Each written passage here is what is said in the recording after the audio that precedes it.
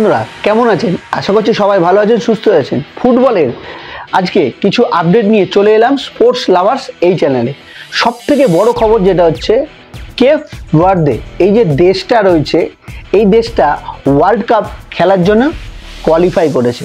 হ্যাঁ, আপনারা ঠিক শুনছেন, কেপ ভার্দে যে দেশটা আছে, অনেকেই হয়তো এর নাম শোনেননি বা নাম জানেনই না।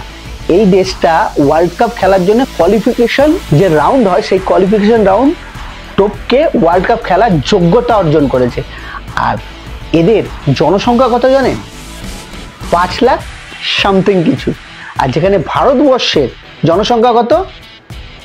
150 কোটি। 150 কোটির দেশের 15টা প্লেয়ার নেই যারা ওয়ার্ল্ড কাপ খেলতে পারবে। আর যেখানে 5 লাখের সামথিং কিছু জনসংখ্যা, তারা কোয়ালিফাই করছে ওয়ার্ল্ড কাপ খেলার জন্য। সমস্যাটা কোথায় জানেন তো? সমস্যাটা ওই যে আমাদের ভারতীয় ফুটবলের উন্নতি তখনই হবে যখন আইএফএ স্বচ্ছভাবে কাজ করবে। কারণ আইএফএতে যারা বসে আছে তারা কি ঘুষখোর, সব কাটমানি খাওয়ার লোক। না হলে ভারতীয় ফুটবল, আমরা যেখানে এশিয়া কাপে কোয়ালিফাই করতে পারছি না, কালকেও আমরা হেরেছি। ভারতীয় মেন্স ফুটবল যারা আছে, মানে সিনিয়র দল, তারা কালকেও হেরেছে। ভারতীয় ফুটবলের সিনিয়রদের ফুটবল দেখা মানে, প্রথম যদি আপনি টিভিতে দেখেন তাহলে আপনার সময় নষ্ট করা, যদি আপনি মোবাইলে দেখেন সময় নষ্টের সঙ্গে ডেটা নষ্ট করা, তার সঙ্গে নিজের মাইন্ডটাকে খারাপ করা। এর থেকে আপনি অনূর্ধ্ব 17, অনূর্ধ্ব 23, অনূর্ধ্ব 19-এর খেলা দেখবেন, আপনার মন জিতে নেবে এই প্লেয়াররা। অনূর্ধ্ব 23-এর দল এই সিনিয়র দলকে সরিয়ে দিয়ে যদি অনূর্ধ্ব 23-এর দলকে নিয়ে আসা হয় না, তারা ভালো পারফরমেন্স করবে।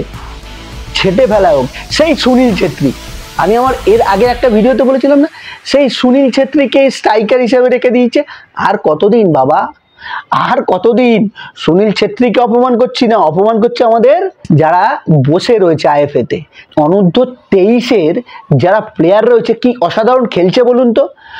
আগের দিন কাতারের সঙ্গে যদি চুরি না করতো, আমরা কিন্তু কোয়ালিফাই করতাম। আমরা 100% কোয়ালিফাই করতাম। অনূর্ধ্ব 23-এ কাতারের সঙ্গে চুরি করে আমাদেরকে হারানো হলো। এই অনূর্ধ্ব 23-এর কিছু প্লেয়ার আছে যারা অসাধারণ খেলছে, এই টিমটাকে তুলে নিয়ে আসো, খালিদ জামিলের হাতে এখন থেকে দাও। আর এইগুলোকে ছেটে ফেলাও, এই বুড়ো পাঠাগুলোকে ছেটে ফেলাও। পাঠা হয়ে গেছে, পাঠা।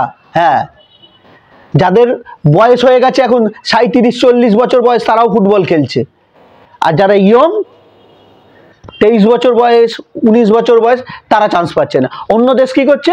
19 বছর বয়সের প্লেয়ারদের, 17 বছর বয়সের প্লেয়ারদের খেলাচ্ছে। লামিন ইয়ামাল স্পেনের কত 17 বছর বয়স খেলছে, মানে ইউরো কাপের মতো টুর্নামেন্ট খেলছে, ওয়ার্ল্ড কাপের জন্য প্রস্তুতি নিচ্ছে তারা। আমরা কি করছি? আমাদের সেই সুনীল ছেত্রীকে ধরে রেখেছি। তাহলে তো বাইচুং ভুটিয়াকেও এখনো খেলানো উচিত ছিল। বাইচুং ভুটিয়াও তো অসাধারণ একটা ফুটবল প্লেয়ার ছিল, অসাধারণ স্ট্রাইকার ছিল। বাইচুং ভুটিয়ার পর সুনীল ছেত্রী এসছে। তো আর কতদিন এই সমস্ত বুড়ো হাবড়াদের নিয়ে আর টানবেন? অবসর নিয়ে নিল, তাকে আবার ফিরিয়ে নিয়ে এলো। অবসর নেওয়া প্লেয়ারকে আবার ফিরিয়ে নিয়ে এলো কিসের জন্য? যদি তাকে খেলাতে পারে, একটা জায়গা রিজার্ভ থাকবে এবং তার থেকে কিছু কাটমানি যদি আসে। আইএফএতে যারা বসে আছে তারা তো তারা বড় লোক হচ্ছে। দেখবেন 5 কিলোমিটার বা 2 কিলোমিটার যাওয়ার জন্য বড় বড় গাড়ি, ঘরের মধ্যে সেন্ট্রাল এসি, মানে সারাক্ষণ। যার অকাত নেই, যাদের অকাত নেই হচ্ছে কুড়ে ঘরে থাকার, তারা বড় বড় গাড়ি চলছে। শুধুমাত্র এই গ্রাসরুট লেভেল থেকে নাকি প্লেয়ার তুলেছে, কিন্তু তাদেরকে চান্স দেবে না। কারণ আপনি কাটমানিটা খাবেন কোথা দিয়ে? তাহলে প্লেয়ারদেরকে রিক্রুট করবেন আপনি, আপনার কোটার প্লেয়ারদেরকে খেলাতে হবে। খালিদ জামিল ভালো কোচ, খালিদ জামিলকে কিন্তু সেটা বুঝতে হবে। এই যে টিমটা, এই টিমটার উন্নতি কি আছে?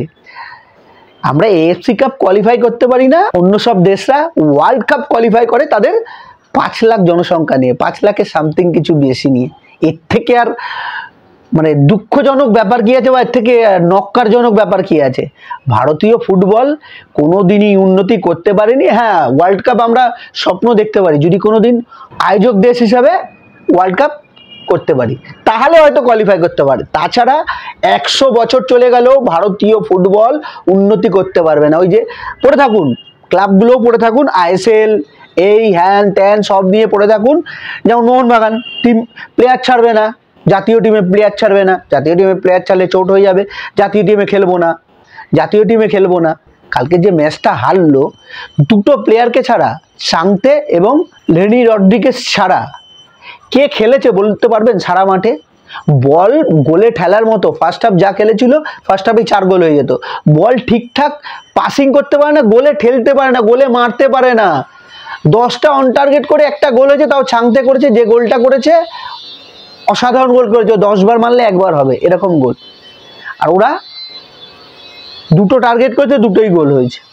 সেই হংকংকে হারাতে পারছে না, সিঙ্গাপুরকে হারাতে পারছে না।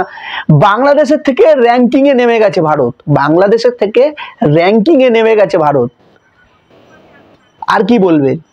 এই টিমের খেলা দেখা মানে ওই যে বললাম, ভারতের ফুটবল খেলা দেখাবে। অনূর্ধ্ব 19-এর খেলা দেখুন, আবার বলছি, অনূর্ধ্ব 23-এর খেলা দেখুন, 17 খেলা দেখুন, মহিলাদের উইমেন্সের খেলা দেখুন, তাও আপনার মন ভরবে। কিন্তু এই যে কি বলবো, এই প্লেয়ারগুলোর খেলা দেখলে অপমান কাদের করব? অপমান করার জন্য তো বসে আছে যারা, তারা দিক না, এই কোচের উপর ছেড়ে দিক, এই অনূর্ধ্ব 23 দলটাকে দিয়ে দিক, অর্ধেক প্লেয়ারকে ছেড়ে দিন। সন্দেশ ঝিঙ্গাল নেই বলে ডিফেন্সের অবস্থাটা দেখেছিলেন? ডিফেন্সটা কিরকম ছিল? ডিফেন্সের অবস্থা খুবই করুণীয়, খুবই খারাপ ডিফেন্স। এই ডিফেন্স নিয়ে ওয়ার্ল্ড কাপ কোয়ালিফাই করবে এরকম সমর্থকদের কথা বলছি, সমর্থকরা এই সব চিন্তাধারাও না নিয়ে আসে। ভারতীয় সমর্থকরা ওই আইএসএল, ডুরান্ড কাপ এইসব নিয়ে ক্লাবগুলো পড়ে থাকুক, আর অন্য সব প্লেয়াররা সেই বুড়ো হাবড়াদের নিয়ে টিম করে থাকুক। আমার ভাই, আমার লবির এই আছে, এদেরকে চান্স দিতে হবে, এইভাবেই চলুক। আর আইএফএতে যারা বসে আছে তারা বলবে আমার গ্রাসরুট লেভেল থেকে উন্নতি করতে হবে, আমার এত কোটি টাকা লাগবে, তার মধ্যে হাফ খরচা করবো আর হাফ নিজের অ্যাকাউন্টে চলে যাবে, নিজের ইয়েতে চলে যাবে, নিজের ইয়েতে সব কিছু করবে, নিজেরা খাবে, খেয়ে দে পেট মোটা করে। আমি ভাই এখান থেকে এখানে যাব গাড়ি, আমার ভাই এই এসি এই দরকার। ফুটবলের উন্নতি দরকার নেই। ফুটবলের উন্নতি করে কি হবে? দেশ ভাড় যায়, দেশের নাম ভাড় যায়।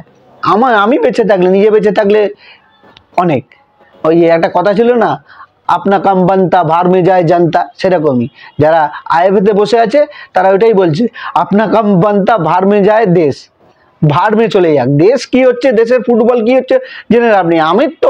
আমার তো জায়গা ঠিক আছে, আমি তো পদ ধরে বসে রেখেছি, পদ আগলে বসে রয়েছি, আমার পদটা দরকার, আর সেই সঙ্গে মানি দরকার ভাই, কাট মানি।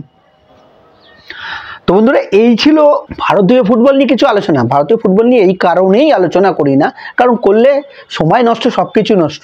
কিন্তু খেলা দেখার পর মনে হয় কি, এই টিমটার আর কিছু মানে গত 100 বছরেও কি ওয়ার্ল্ড কাপ খেলা দেখে যেতে পারবো আমরা? আমাদের কি ভাগ্যে হবে ভারত ওয়ার্ল্ড কাপ খেলছে, সেই মানে এত সুন্দর একটা প্রাপ্তি আমরা করে যেতে পারবো? ভারতীয় ফুটবল দল ওয়ার্ল্ড কাপ খেলবে, আমরা দেখবো টিভিতে, এরকম দিন কি আসতে পারে? কমেন্টে অবশ্যই বলবেন। আমার মনে হয় না আসতে পারে। আপনারা কমেন্ট করে অবশ্যই বলবেন যে আপনারা এইরকম দিন দেখতে পাচ্ছেন কিনা আমাদের এই ভারতীয় ফুটবল, সিনিয়র ফুটবলের টিমকে দেখে। আমার মনে হয় যদি অনূর্ধ্ব 23-এর, আমার পার্সোনাল অনূর্ধ্ব 23-এর ফুটবল নিয়ে আমরা চিন্তা করি বা এই প্লেয়ারগুলোকে নিয়ে আমরা এগাতে পারি, তাহলে হয়তো সেই স্বপ্নটা আমাদের পূরণ হতে পারে। তাহলে এই স্বপ্ন আর পূরণ হওয়ার কথা না। তো বন্ধুরা, এই ছিল ভারতীয় ফুটবল নিয়ে কিছু আলোচনা, আর এএফসি কাপ থেকে ভারতের বিদায়, সেই সব নিয়ে কিছু আলোচনা। আশা করছি এই আলোচনা আপনাদের ভালো লেগেছে। ভালো লাগলে আমাদের সঙ্গে থাকবেন, লাইক শেয়ার অবশ্যই করবেন। ততক্ষণ ভালো থাকবেন, সুস্থ থাকবেন, আর ভিডিও দেখতে থাকবেন।